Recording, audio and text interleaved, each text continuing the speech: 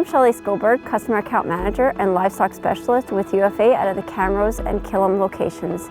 Today we're going to talk again with Deserae Hook from SCCL to discuss more about colostrum.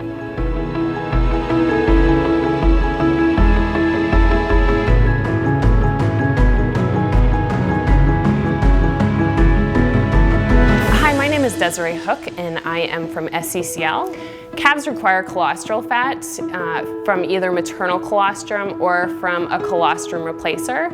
And essentially colostral fat is the fuel that calf needs to metabolize brown fat stores in their body. And brown fat is essentially the furnace that calf has to produce heat and produce energy to stay warm and stay alive within those first few hours after birth. So we know that the thermoneutral zone for a calf is between 10 to 25 degrees Celsius. And a lot of our calves are born into conditions much colder than that. So we need to really be keeping an eye on those calves and making sure that they're getting warmed up from the inside out. And so you always want to make sure that they're suckling or getting a colostrum product that's warm. You want to make sure that it's not too hot and burning that calf.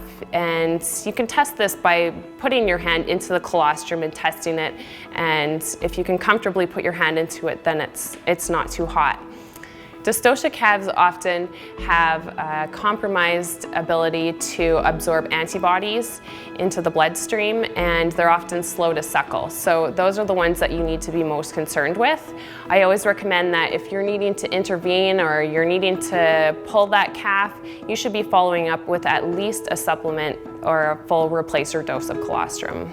When you're feeding a colostrum supplement or a colostrum replacer, you want to at least start out with a supplement dose of 50 to 100 grams of IgG. You would then follow up with another dose about 2 to 3 hours later, and sometimes you want another dose about 2 to 3 hours after that. And that should give you about 150 to 200 grams of IgG getting into that calf.